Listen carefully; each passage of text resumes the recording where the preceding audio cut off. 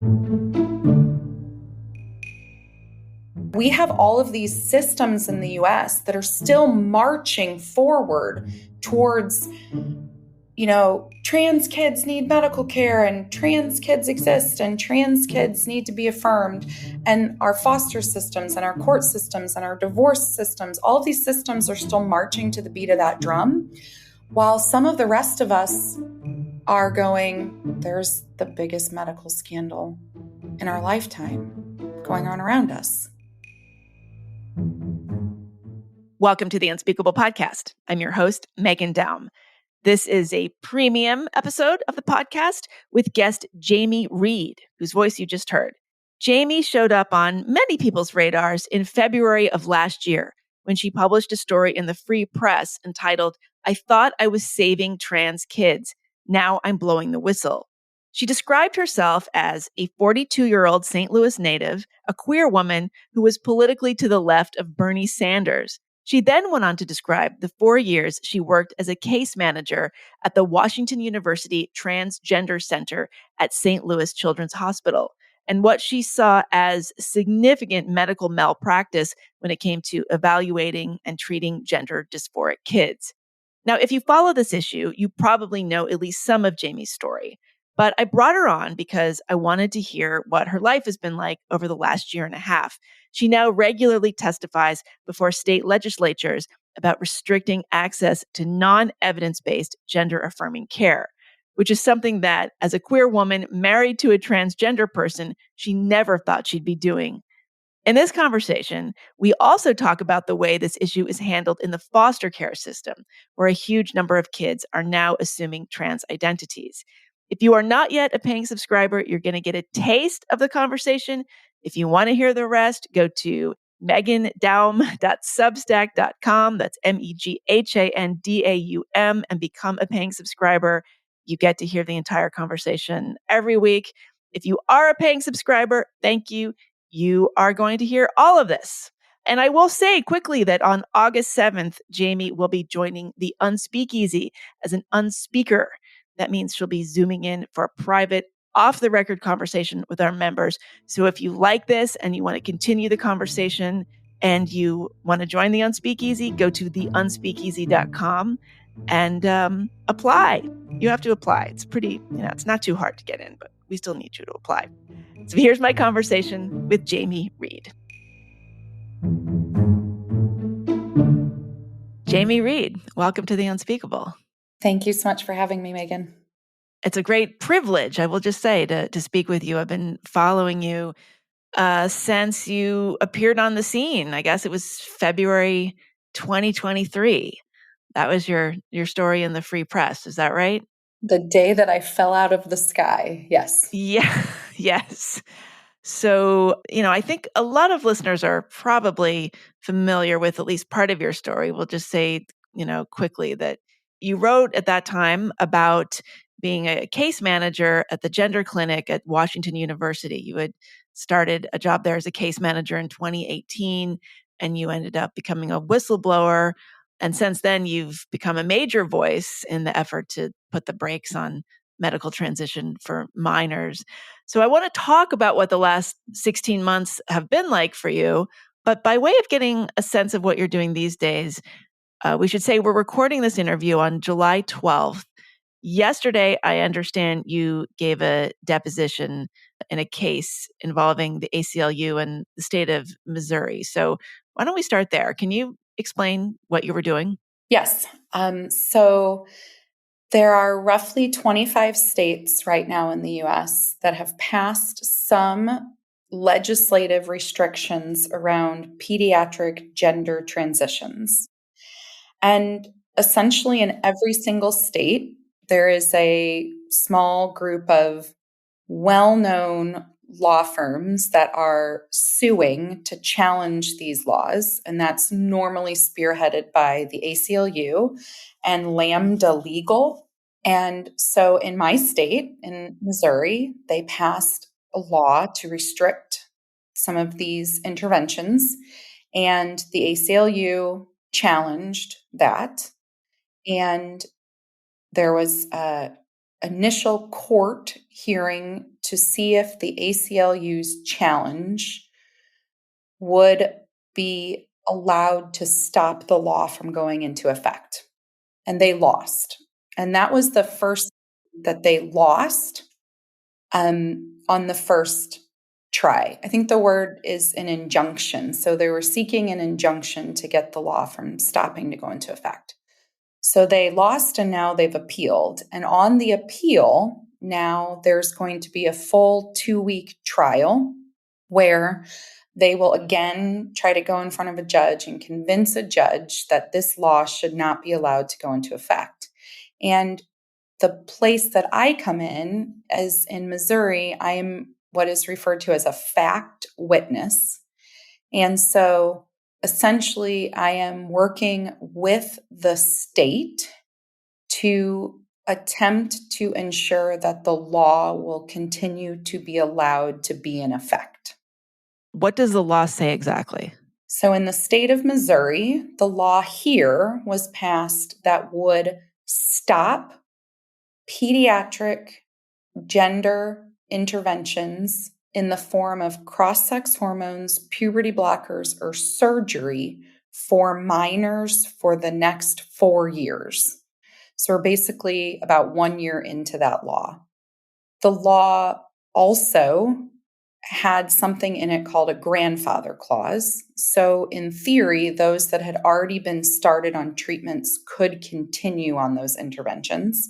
Most of the places in Missouri that were prescribing completely stopped prescribing because there was one other element to the law that stopped them from even wanting to utilize the grandfather clause. And that element was that the state extended the time period that individuals who felt that they were harmed could sue. So originally in Missouri, if you had surgery, you felt like you were harmed, you had a very limited window. It was 2 years from the time that you identified that you were harmed that you could sue in. This law made that 25 years. Wow. Which basically put so much of a risk on the hospitals that they weren't even willing to continue with the grandfather clause. How many states are sort of caught up in legislation and litigation around this? So 25 on the side of restrictions.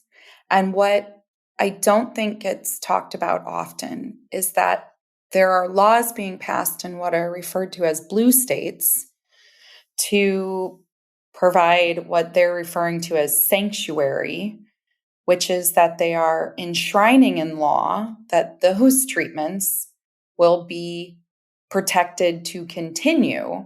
So people who criticize or complain that the red states are legislating around medical care and they shouldn't get involved, blue states are doing the same thing, just in a different kind of realm. But overall, at least half, if not 75% of the states in our country right now are legislating this topic in some way. Okay. I admit that maybe as recently as, 2 years ago, maybe less, I was one of those people who was, pretty vocal about, the dangers of medicalizing young people. And, people know where I stand on this. But I was also quick to say, I don't think this should be decided by legislators. I don't think this should be something that, lawmakers are thinking about. This should be up, between doctors and their patients, et cetera, et cetera. I've changed my tune on that, as have many people, mostly because we're seeing that the professional organizations are just woefully either incapable or unwilling to present facts to medical providers. Where are you on that? Like, how long ago, if ever, were you saying this should really not be up to legislative bodies? So I do believe that legislative bodies should weigh in and should restrict these interventions. I had already seen well before I ever became a whistleblower. One of the elements that was really challenging for me ethically while I was still working within the industry was that every year a law would be brought up in Missouri's legislature to restrict surgical transition, puberty blockers, cross-sex hormones. And the two co-directors of the center that I worked at, the physicians, were allowed to go to our state capitol and testify in front of the legislators.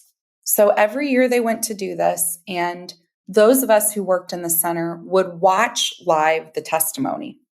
And what became very clear to me is that what they were telling the legislators we were doing was, in fact, not what we were doing. They were blatantly lying to lawmakers. And there's something that I hope everyone holds as a core value. If you have to lie about what you're doing, you probably shouldn't be doing it. And watching them lie to my state legislators not only was just another question of what am I doing? Why am I working here? What's going on ethically?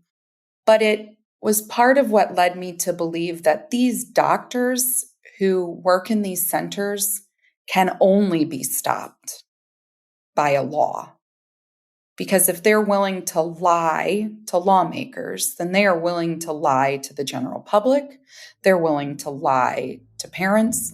They're willing to lie to journalists. And therefore, not only will they never self-regulate, but even if they claim that they do, there has to be oversight because I have zero trust for pediatric gender doctors.